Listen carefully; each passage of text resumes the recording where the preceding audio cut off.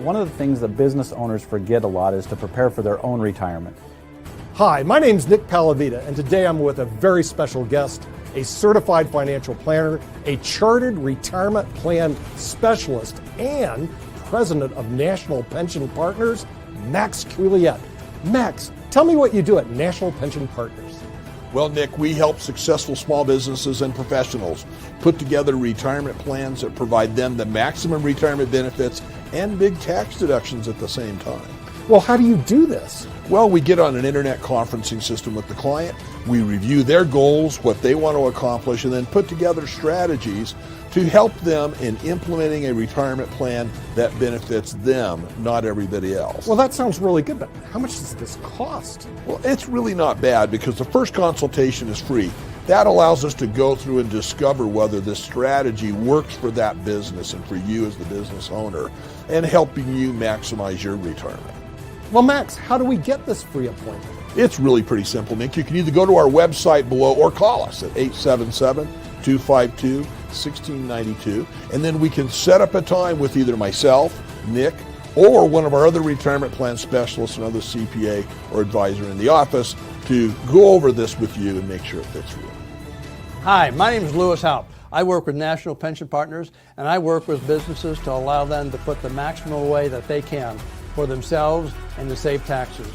Hi, I'm Brad Coyle, and I'm the brokerage manager at National Pension Partners. We're always analyzing plan fund choices in order to ensure the participant's success. If you want more information on how we can help you and your business put more money away in a retirement plan than you ever thought possible, contact us at the website below or call us at 877-252Brand yourself. You are your own ambassador. Make connections. Find yourself to be valuable not only as a mentee, but as a mentor. Create that network so that you can have a system, a network of individuals where you can bounce ideas off of and just share from a creative perspective your thoughts on how to make this industry better. And that's what it really takes to get to the next level, is really connecting your passion with your purpose.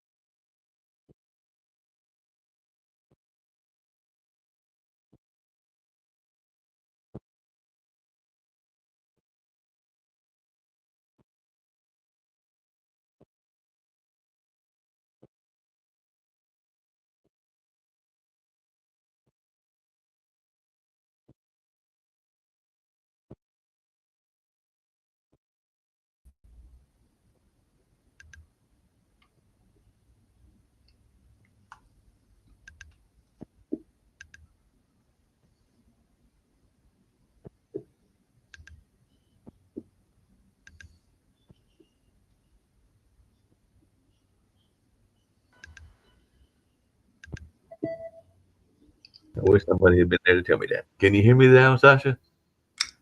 Yeah, I can hear you. Yeah. Okay, cool. Could you hear me earlier? No. Oh, okay. Well, there was some technical things, so we'll bring in Dr. Sharif. All kinds of news stories that folks miss, but that's okay. How are you doing, Dr. Sharif?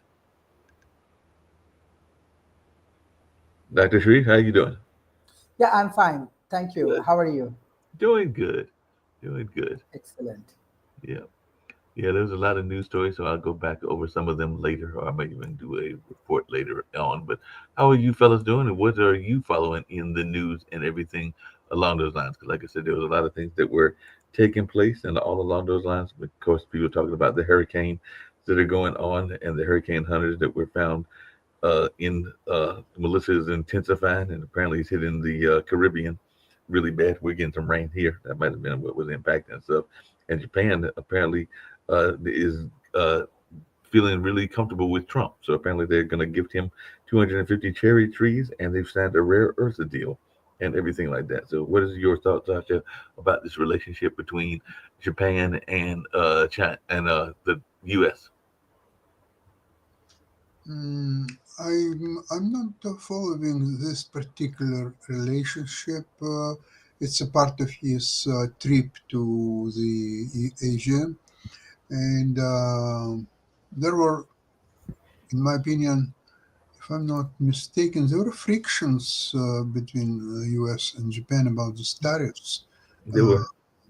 Yeah, so most likely, I don't know if they were resolved or there were some adjustments or what else was there. So, well, anyway, the pinnacle of the trip will be the June 30th, which is Thursday, meeting between him and Emperor Xi. Mm-hmm. And it's very interesting how it's going to be because essentially, if Xi wants, because he now has all the trumps against Trump, so to speak. So he can say, hello, Mr. Trump, hello, Mr. Xi. And he can say, Mr. Trump, what exactly do you want? What do you need from me? And Trump, instead of going that the U.S. always been a great friend of China and they respect and they do this, they would have to go immediately to the meat of what exactly they're meeting about. And I don't think that Trump will do very well under these circumstances. And interestingly enough, economic analysis shows that China needs very little from United States, if anything. United States needs a lot from China. And Trump will have to do a great job to convince Xi play along with US. It's a very, very tough deal. And I don't think that Trump is going to do a fantastic job as he's claiming that he is coming back from China with fantastic deal. Fantastic deal is already the fact that China agreed even to meet him. That's already a fantastic deal, anyway, Mr. Trump. Yep. And then, of course, we got the things going on with Israel, because apparently Israel is accusing Hamas of violations over return of the captive remains. So Netanyahu says the remains returned by Hamas are body parts of a hostage previously retrieved in Gaza, and they're saying that was actually recovered back in 2023. So it looks like we're having some breaks in that relationship as well, and that ceasefire. So what's your take on that, Sasha? And Nick, what's your take on it as I'll well? tell you even more interesting thing. You know that a part of the agreement, Israel let go about 250 hardcore criminals who were sitting in jails for killing, for bombing, and so on. So they had to release about 250 people, just like that. So they're being monitored where they are and what they're doing and so on. Guess what? All of them are now in the 5 stars Marriott Hotel in Cairo, enjoying themselves, and they are getting tons of cash, the ATM machines. Why? Because of all these years that they were in captive in Israel, international criminal organizations, they were continuing to pay them as terrorists who did their job wonderfully, quote unquote. They were keeping paying them. So all of them are multimillionaires, and they have fantastic life in 5 stars hotel in Cairo with tons of cash. Go and Nick, what's going on there in Spain? The weather here is very good. It looks like we have Rick Rosner joining us. We did have a lot of interest in our show that we did yesterday on the debt problem that you have in the United States. We doubled or tripled our viewership on LinkedIn just on that. So apparently people are in tune to the fact that the U.S. is $38 trillion in debt, and you can't just tax the rich and get out. It ain't going to happen. Because when you add up all the Forbes 500, all their net worth combined is only $8 trillion. Remember, we're $38 trillion in debt. So who's going to pay for the other $30 trillion? So, the U.S. has some systemic financial problems. Now, speaking of those problems, a lot of people are going to be having even greater problems because apparently Trump administration says emergency funds can't be used to keep SNAP benefits going, which is a lot around food stamps. So with food stamps set to drop November 1st, SNAP recipients say they fear what's next. So there might be a lot of very hungry people and maybe even some people that are in the edge of starvation and everything along those lines, if that is the case. And I'm not saying that they can't find other ways to get money like the food banks and everything like that, but they're saying that even the shutdown has put the food stamp benefits at risk, and it's who knows what in food banks are preparing for the surge as federal food aids could be paused. So the food banks are getting ready to get swamped. That's 42 million Americans are on SNAP. So that's a lot. I mean, well, the thing is, the U.S. has a lot of poor people. Sharif saw that when he came over here. So we're the land of the very poor and the very rich. And the very rich don't really care about the poor. So one thing we can do is have less crazy government. If our government ever got its crap together, then because with crazy government, we have to offer higher interest on our T-bills to get, we're a worse credit risk. And when you're a crappy credit risk, you have to pay more in interest. And we're paying interest on $38 trillion. Yeah, right. And the interest goes, as David Walker says, nowhere. You don't earn anything on that. So a lot of our budget is being spent on interest on the debt because there's somebody on the program, he's not here, believes internet should be for all. Well, we had to borrow. That's how many billion is that? Not even 20 billion. 2 billion. It was 2 billion. 2 billion compared to 38 trillion. That's less. No, I know that. But see, it's kind of like the attitude. The attitude is not one of gratitude, but the attitude is anybody who comes crying to Joe Biden, I need money, he just writes the check. And Joe Biden isn't in office, so it's irrelevant now. Ballrooms. You couldn't even build 7 well, this is one reason you can't join either party. People need to leave both parties because the Republicans are just as bad. Okay, so it's not like, I'm defending the Democrats, I'm going to defend the Republicans. I'm not going to defend the Republicans. Are you kidding me? They do the same thing, except they give all the money to the rich people. So, why is it, and this is what's wrong with America. Americans are not taught from birth to think for themselves. They're taught to be robots. Nick, Nick, you're talking about the tech giants and how bad the internet is and all along those lines. And we're on an internet platform. But isn't part of the problem that the internet is also in bed with the Trump administration? Because I understand that Mark Zuckerberg had a meeting with Pam Bondi even before some of this antitrust stuff was going on and everything like that. So it sounds like and of course a lot of the you have with Trump and even in the point of investing in the ballroom and everything. So no. You basically, because the Democrats presented such a weak argument that they brought in Tammany Hall into the presidency. They could have easily won if they had just one decent candidate, but they didn't. One big thing is what I got to mention inflation, because last night there was a ball game that was 100% longer than a regular ball game. 18 innings. 18 innings. I watched part of it. And is that inflation, Rick? Is that 100% inflation? Yeah. Oh, okay. So watching ball games increases inflation. Yeah, Dr. Sharif.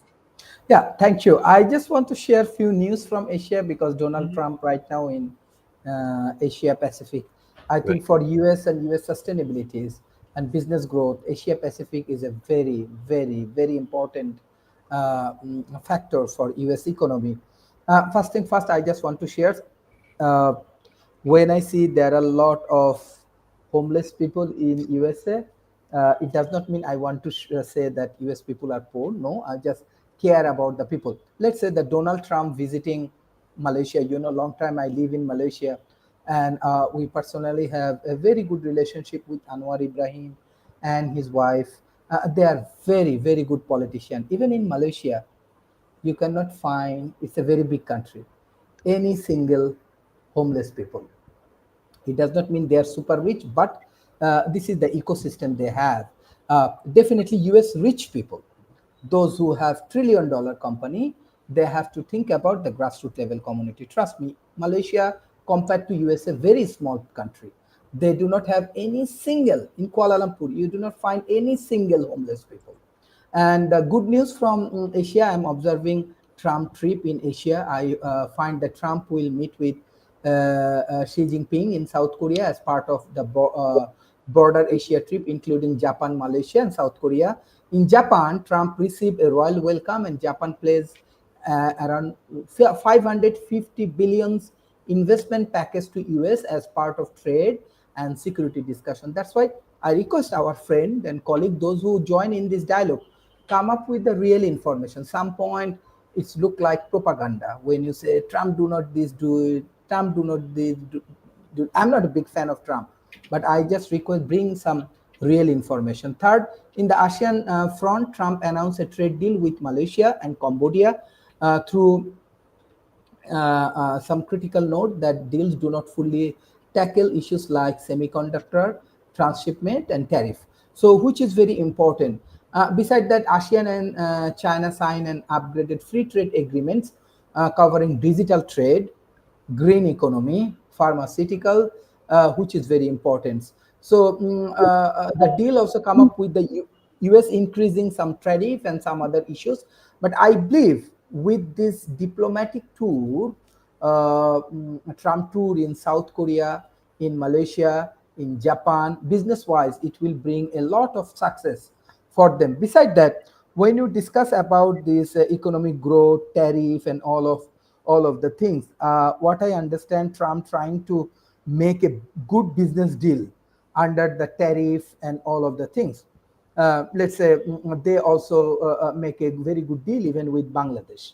So it's look like if Trump successfully continue this relationship, previously Trump visits Middle East, especially Saudi Arabia, definitely they are very rich, Qatar and UAE, and they're committing to $1 trillion investment in USA. On the other hand, Asia, from ASEAN with Japan, already they are bringing commitment $550 billion, which is very positive. And beside that, one thing, even though many of my colleagues, they always criticize Trump, I respect your views, but how Trump solving this global conflict, especially the war and other things, even this ASEAN summit, he make this deal in between Cambodia and Thailand, is it's create a big impact. How the countries, those who get all of the ceasefire and the peace and all of the good things, they will support US economy. They will support US leaderships. They will support in the US diplomacy in the future. That can be a very good and strategic things for international trade and commerce for USA. That is the things I'm observing from Asia Pacific. Thank you. Appreciate it and everything. Good report. Hey, Yeah, Nick. and by the way, it was very interesting to listen to you brief about the lack of homelessness in Malaysia. The United States could actually learn something from some of these other countries that don't have the financial resources, but also do not have the homeless population. But you know, the reason we don't learn is we're so arrogant because we know everything. That's the reason. Hey, but speaking of arrogance, Nick, I got a question. Why do we want to look at Malaysia? We know everything in the United States. Oh, by the way, ignore those 70,000 homeless people. Yeah, ignore those and everything. But Nick, I got a question for you because there's been a lot of rhetoric going on about whether a democratic socialist will be a good thing or a bad thing for a major city. So I was just wondering your take on whether Mamdani is going to be good for New York or bad for New York, because they're saying that there's even a split in the Democrats, and apparently they try to do this big gathering that was going to be Hochul, who is the governor of New York, and also some of the more progressive wing of the Democratic Party, like AOC and Bernie Sanders and others that were coming behind this Democratic Socialist candidate. So are we going to have a Democratic Socialist for New York, and what impact is that going to have on New York? Oh, it's going to be absolutely horrible for the New Yorkers. Watch it. You know, but New York gets everything they we've deserve. lived through I've lived through, I don't know, 8 or 10 different New York mayors. Some of them are good, some of them are crappy. New York just keeps going. You know, my wife and I lived there in the late 80s, and New York was a freaking mess full of crack, but it was still, you know, a great city to live in, really, and it'll continue to be, even if Mamdani turns out to be terrible, which he probably won't, compared to some of the worst. You know, he's 34, which is, I think, an advantage. You've had some old a-holes in there who've made terrible decisions and stuff, and you know, New York has a personality, momentum of its own, and what a good mayor or a crappy mayor doesn't have that much to do. I mean, Giuliani wanted to be the one that was going to be the crackdown on crime, if I remember correctly, and I forgot, wasn't Dinker's main thing like around homelessness and stuff around that kind of area? Like, well, there was the Broken Windows Initiative, which was you go through the city and you board up broken windows, and then you paint over the board so it looks like there's a window there, and it makes the city look better, and it makes people respect their surroundings more, and I guess it helped some. You know, that was under Dinker. I feel like the Windows thing was Giuliani, but I don't remember. But that was frickin' 25, 30 years ago.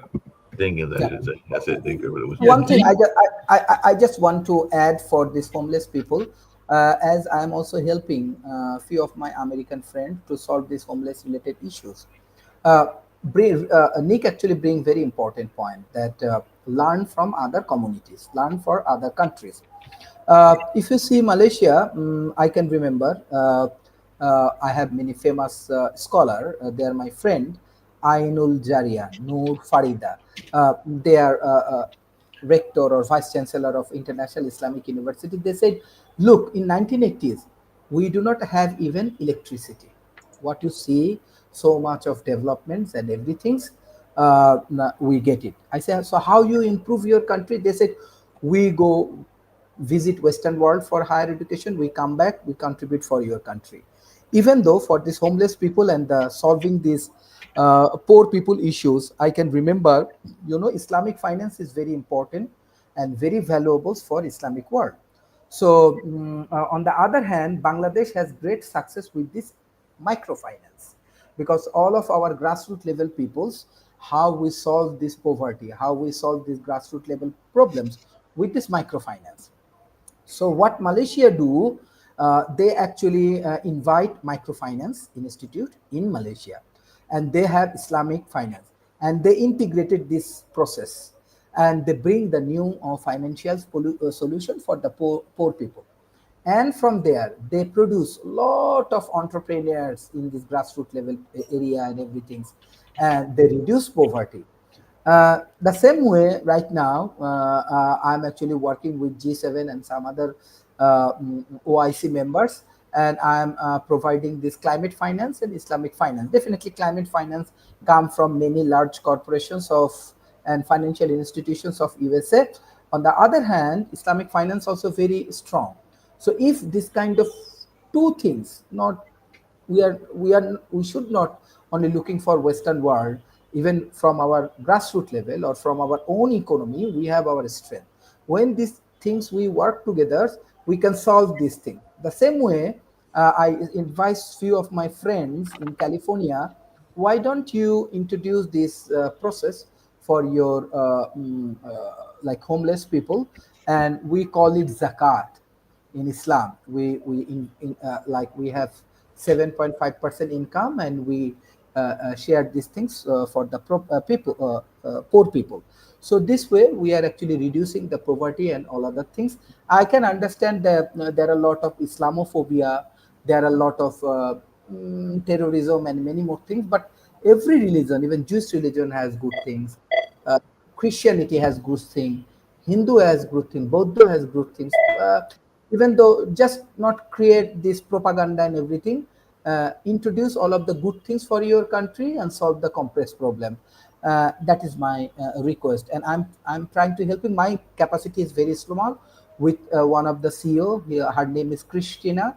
I'm actually helping just 100 people. If any investors and the people they join in our ecosystem, maybe we can help more homeless people, and we can develop better economy. And this way, USA can add $1 trillion economy in their country. Thank you. That'd be a good idea.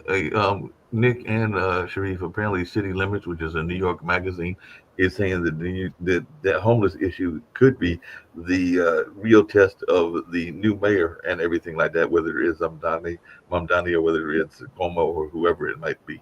So I asked AI whether Mamdani is going to be good for New York, and obviously it's not going to take a stance, but it listed some stuff that he's for, like free public transit. Right now it costs $2.90 to $3 to get on the subway or get on a bus in New York City, which is a huge freaking bargain compared to any other way of getting around. So like getting rid of that, I don't know, will that create chaos on the buses? Will the buses run faster because people aren't? Well, it hasn't created chaos, and it hasn't made them run faster here in Durham, because the buses have been free since the pandemic, and they've been free until I think the next time they'll come up for vote will be fiscal year 2026. So they're free. You like it? It's working for your city. It's working for this area, but like I said, it doesn't make them go faster though. They still have some issues with time and other issues, and and I haven't seen I've seen maybe a little boost in ridership, but I don't think that I've seen a big boost in ridership, because a lot of people are attached to their cars and will never give up their cars no matter what and everything. By the way, the York homeless population is increasing at an alarming rate. They said in calendar year 2024, the number of New Yorkers in shelters, excluding new arrivals, increased by roughly 12% to more than 73,000. And of course, the thing that's pushing is a lack of housing, and that's what's pushing. Well, so he wants to do make rent control rules a little stricter. Average rent in New York City is $3,600 a month, which is double the national average. He wants to do universal health, child care. I don't know how you do that, but that seems like that could be. I don't know how you pull that off. I don't know how you pull that off. Speaking of how you pull off stuff, what is our thoughts? Because apparently the largest union was trying to end the shutdown, but the shutdown is still going on. There's supposed to be another vote coming up, I think, in another day or two. So are we going to get a shutdown ending anytime soon? Or is this thing No, not until after November 1st, which is just a few days. So the Republicans want to keep everything shut down, because if the House goes back into business, they have to hold a vote on whether to release the Epstein files. And Mike wait a minute. Why are you guys saying that when the Republicans have all voted to open up the government? Hello? Because frickin' Mike Johnson is keeping the House adjourned week after week. And the Democrats, the Democrats want to keep it shut down because until at least November 1st, because then America will see the health care. They'll get their bills for the next year of health coverage. And I think the Democrats think there is going to be an explosion of outrage when people get their bills. That's a definite maybe, but Hello, guys. we'll have to see. Hey, Hello, hey, everybody. Steve. Can you hear me? Yeah, we can hear you. Yeah. When are you going to be running Yeah, for Congress? No, well, first let me win one step at a time. I got to win the commissioner race first. Put Okay. me in the catbird seat in 28. Right. We'll see. But yeah. Anyway, yeah. Real quickly, I got to run in about 3 minutes. But just a quick update. I did have some exciting news for the Pod TV family. That yesterday, the New York Times breaking news article on Governor Gavin Newsom running for president was written by my daughter Sonia Rao. And the governor, whom I know through my work, texted me yesterday saying it was a small world. He'd actually asked my partner if that was related to the Steve Rao, the skinny little Indian American guy that works for you and is also a councilman, so who has a lot of energy. So that made my day that the governor remembered me. But that was a proud moment for the Rao family. And you can follow her at Sonia Rao. She's the breaking news journalist now for the New York Times. So she's had a number of articles written. With that being said, the thing I wanted to update everyone is, Trump is visiting the Prime Minister of Japan. They're doing a lot of deals on trade and energy. Jamaica is bracing for the major hurricane Melissa. And Governor Josh Stein is in Japan with the Commerce Secretary Lee Lilly and Chris Chung, the EDPNC director.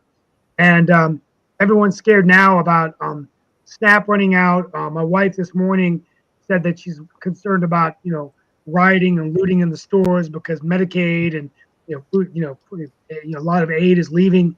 So I think everyone's on a high alert right now, and I really hope that we can get a deal. The Republicans are acting like the Democrats are holding it up, but they're holding ground on the Obama subsidies, and then I think the other ones are it's just crazy times out there. So I just hope we can figure out a way to get through this. And I just wanted to give you a quick update. I'll try to be on longer tomorrow, but Mark, that's my quick update for today. Do you feel the stalemate will break anytime soon? I think it's going to have to, Rick. I mean, I think that we just can't, as Americans and even Republicans, I think eventually they don't want to see SNAP benefits and children suffering. So there's going to be no option but coming together and doing some kind of a deal, even if it's temporary to get us through the next couple of weeks or months. And so I think that I hope and pray that we can get these folks to come to the center and get it done. And it would be awful to head in the holidays with folks, not being able to, unemployment's high. People are really scared about things, and I think we just need to figure it out. So yeah, I agree with you. Hey, another computer person was in the news as well, and I had mentioned it earlier, but I'd love to hear y'all's thoughts around this notion that Bill Gates is saying that a doomsday outlook on climate is driving people to focus on the wrong thing. So he's saying that climate change will not lead to humanity's demise, and he's got an urgent ask for the UN climate summit that is coming up. So he's calling for a strategic pivot in climate change, fight away from curbing emissions. So he wants to go away from curbing emissions, and he's thinking that we're doing it wrong. So this is another tech giant that is thinking that we are giving too much attention to the way that we're handling the climate. So one nice thing about Bill Gates is he's one of those tech guys who's on the spectrum. He's got like no finesse. He kind of says what he thinks, and he's he doesn't give. He's DGAF. Don't give a. And so, I like what he seems less compromised than some of the other tech bros who are kissing the current administration's butt. Yeah, well, I have an update on your friend Mandami for Sata Star. You'll find this interesting. Mandami curated and produced the soundtrack for his mother, Mira Nair, 2016 film Queen of Catway. Oh, I've known Mira Nair. She's actually been down here in North Carolina because she's produced things for Full Frame and everything like that. Well, the Queen of Catway was the movie that was produced about the chess player in Africa that Elliot Neff, who's been on our show, helped out the production of it, and it was on Disney. So there's a chess connection to Mandami. Donnie, believe it or not. Well, I may have a Yeah. there may be Have a a great Pod TV day. Keep connection. safe up there. I'll see you tomorrow. Okay, we'll There see may you, be a Pod Steve. TV connection because I think So Mary, his if I remember stock correctly, was just at went Full up. Frame, and we might be able to get her here because I think she was at Full Frame like maybe about a few years ago and everything like that. But I know, Mira Nair. Apparently, she produced the film Queen of Katwe. I didn't know she produced that film, but it was a chess program all the chess players watched. That was pretty good. Yep, I'm looking at Full Frame Documentary Film Festival website, and she's actually curating some stuff. It looks like she might be curating this year. Yeah, he curated and produced the soundtrack for his mother. No, I'm saying that this year it looks like she's going to be curating a whole category of films. So one thing that Full Frame does is they have a famous person curate the films that they would like to see. So it looks like she's going to be doing a curation celebration for the 20. It looks like she did it for the 2026 festival, which was this year.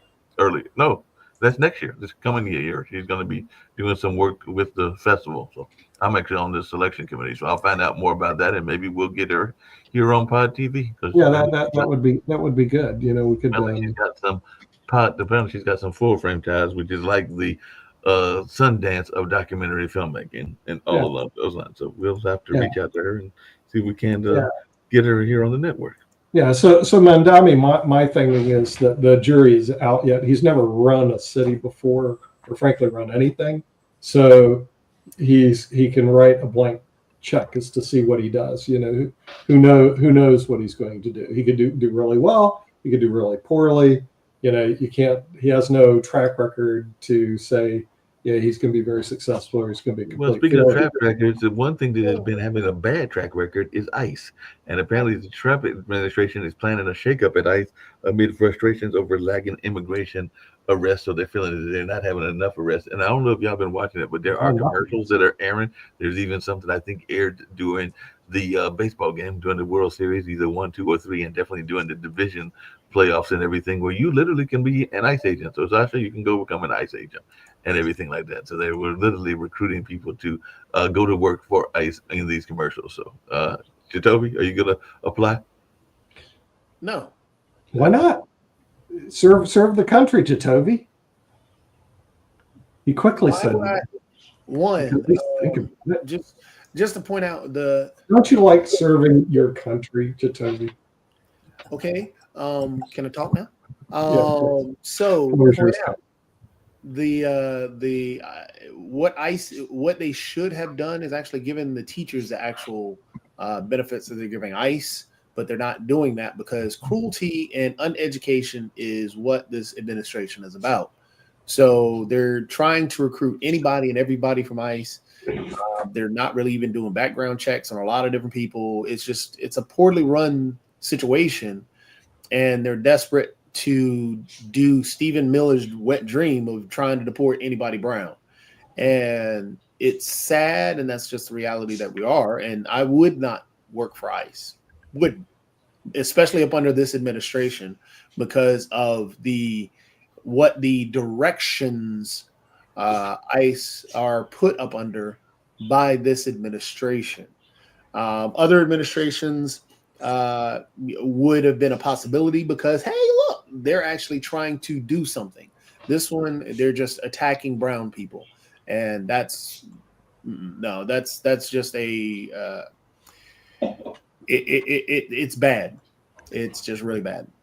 So there's a cliche that says a fish rots from the head, and ICE culture, as directed by the people in charge of ICE, is loose cannon and cruel. There's nobody in charge of ICE who is pushing the idea of restraint. They're out there, saying the same crap they've said, since they were formed under Trump, and there's nobody saying. I worked in I bounced a bunch of bars when I was a bigger guy, and you need somebody among the security staff to say when they're kicking the crap out of somebody to say, hey, that's enough. And there's nobody in ICE currently saying that's enough. But that's what Americans voted for. Yeah, I mean, it's not that great. was your number 2 issue. I want to know climate change. Even though you guys don't like it, that's what you guys wanted, so that's what you got. I mean, no, You know, you it's can't. just like if somebody complains about Mayor Motti when he wins the New York mayorship, I'll go, why are you complaining? That's who you voted for. Yeah, I mean that's what America Yeah. barely voted for. Less than 50% of Americans voted for Trump. He won by 1.47%, the popular vote. So Yeah, it's well, not like he has a mandate, but Yeah, he's, but the two major issues on the table back then was the economy with inflation's going way up, and then and then the other issue was immigration. Those were the two big issues, and the Democrats failed to address either one properly, so they lost the election. Yeah. They lost the center. Remember, all the liberals are going to vote for Democrats no matter what, and all the conservatives are going to vote for Republicans no matter what. If you don't control the center of the board, which I tell the chess players, and Sasha knows that, you will lose the game. And you guys did not control the center of the board.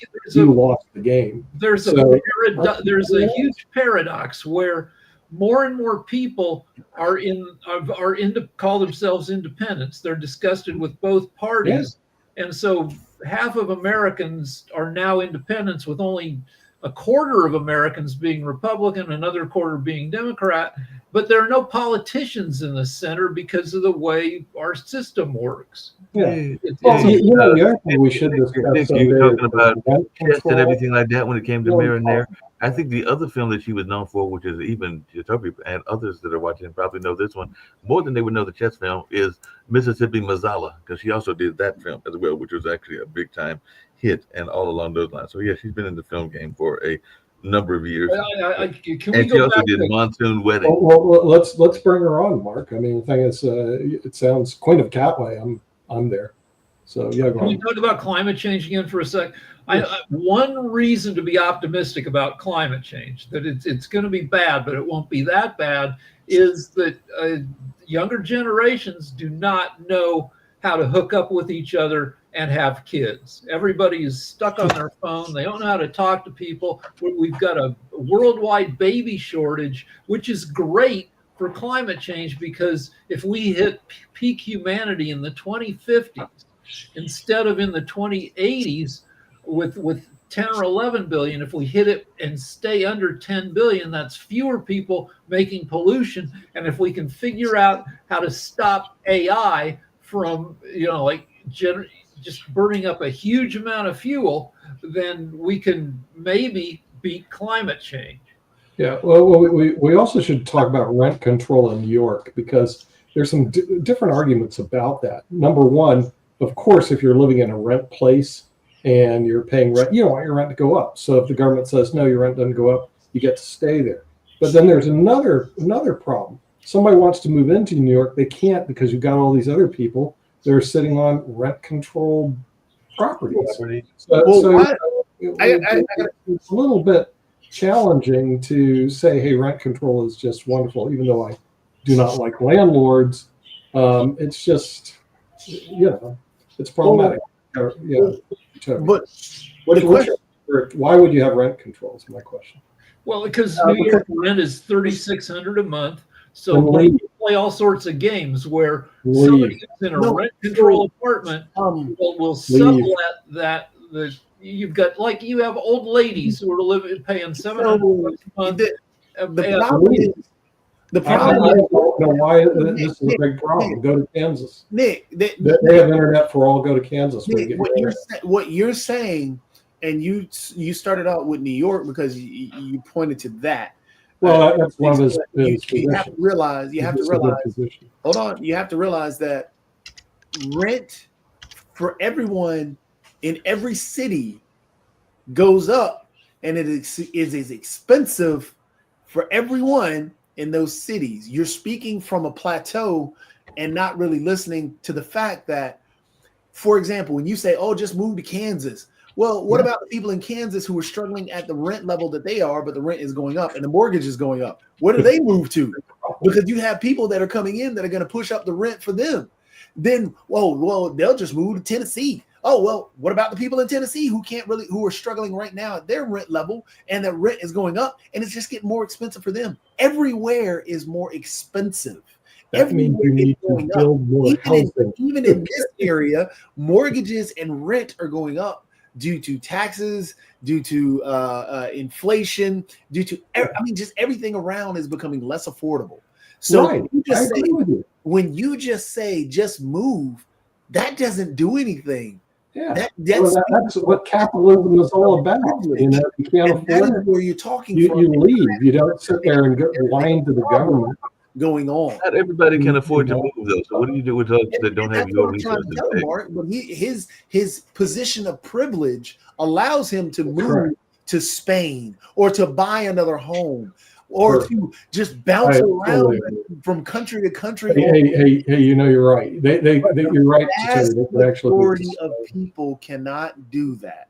Spain has affordable housing and they can do it. They just don't want to because You're telling me that the average person who lives in the projects of New York can move to Spain. You got people in, but then you don't have you don't have the magic hand of Adam Smith waving around to make sure the right person is in that particular apartment rented in New York. So, you know, there's arguments against this rent control. Well, okay, so New York has a housing crisis. This is an article says between 2011 and 2023, New York City added 900,000 new jobs, but only 350,000 new apartments and homes. But the thing is, the problem that we keep doing, and we're doing it now, Rick, can you look up the same statistic you did for, let's say, St. Louis? Let's say just any state, any city. It is the problem. Okay, here we go. Country. So affordable housing is not affordable anymore. So when we talk about one city and forget about the other cities and just say, just move. You know, I shop for real estate and say, so AI says, no, St. Louis does not have a housing crisis. And I shopped around for housing and I was just, you know, wasting time on the internet. I looked at housing in St. Louis last week. You can buy, there are incredible housing bargains in St. Louis. Correct. You know, you can get a decent house that's maybe a little beat up, needs a new kitchen for under 200 grand. You know, but maybe you're living in a dicey, you know, St. Louis is a less safe city to live in than New York City. It's so the top 10. Rick, what do you think of tiny houses? Because a lot of people, Los Angeles, Washington, some of my friends are thinking about getting tiny houses. San Francisco. I mean, the big cities are expensive. We know that. We know that. I couldn't hear you, Mark. What do I think of what? Tiny houses. A lot of my friends are thinking about getting tiny houses. So for tiny houses for the homeless are a good idea, except that the state of California hasn't figured out how to do it cheaply. It costs an average of $80,000 to get a homeless person off the street, either into an SRO hotel, which is an old hotel that's been turned into low-income housing, or in one of these shed houses that's 8 feet by 10 feet. In a, you know, we can do it. We can put up a ton of shed houses in LA, and we have, because LA weather is, you can live in one of these tiny houses and be reasonably comfortable because the temperature never drops below like 48. Hey, you can live in Clovis, New Mexico for $98,000. Here's a question though. 1,288 square foot house. Here's a Clovis, question. New Mexico. So don't tell me they can't afford to go to Clovis, New Mexico for under $20,000. No, they just don't want to do it. No. How much? No. Wait. Okay, you know what it is. Here's your principal and interest. I'm asking you a question. It's $303 a month. Nick. Hello, Clovis, New Mexico. $303 a month. I just don't want to go. I want to stay in New York. That is just a dumb argument. Nick, how do you get there? It costs money to get to Clovis, correct? I just found it. It's Clovis, New Mexico. $303 a month. Does it cost money to get to Clovis? Yeah. You got to actually drive out there in your American car. When you get there, what do you do for a job? What do you do? Nick, you're speaking from a point of privilege and not listening to the actual to make money to feed where they are now. And just like Rick points out, what kind of job do you get in Clovis? Do you get there and get homeless too? You guys just don't like Clovis. No, what it is, Nick? Yeah, I've been to New Mexico a lot. There's a lot not to like about living in New Mexico. Lord. But yeah, you can find cheap stuff, but you do have to figure out what you're going to do for a living and stay off the meth. You know, Albuquerque, if you drive through Albuquerque, one of the greatest jobs to have is accident attorney. You really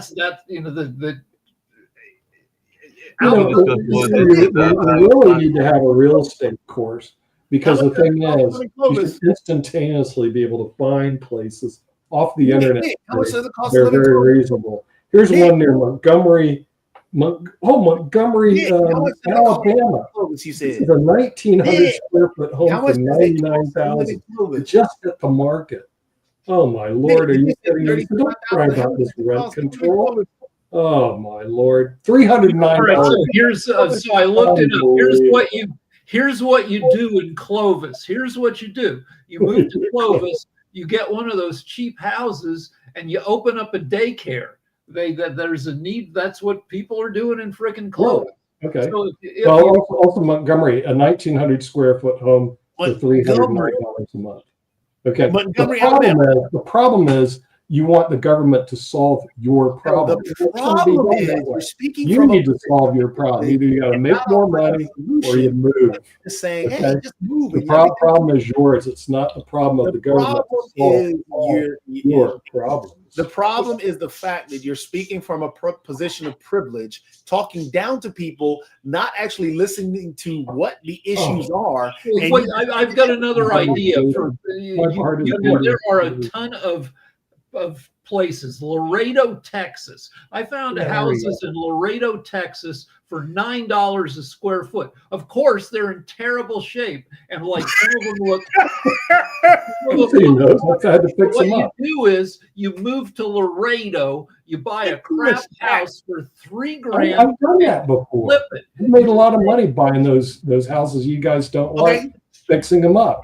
But you guys don't want to do it because it was so much easier to go get Marody to pass a law to do rent control rather than me have to get off my rear and go actually do something. Oh Lord, we need a whole course on in here before we go because we're almost out of time. So remember when Detroit was in ruins 20 years ago? You can buy an entire city block of beautiful old houses falling into the ruin. That's what you do. You spend $50,000. You buy a whole city block. Who has $50,000? You get a freaking mortgage. I don't know. You get. I don't know. Or I mean, in Laredo, you could buy a shitty house for $2,500. You pay another $800 to put up like secure fencing. You live like a freaking animal while you flip that house and put it back together. It's called American grit, baby. American grit. Come on, Jacoby. American grit. Okay. Come on, Jacoby. We have to grit our way out of here. The Russian-Ukrainian We'll have to grit our way out of here. Have world politics inside, but right now it's time to get out of here.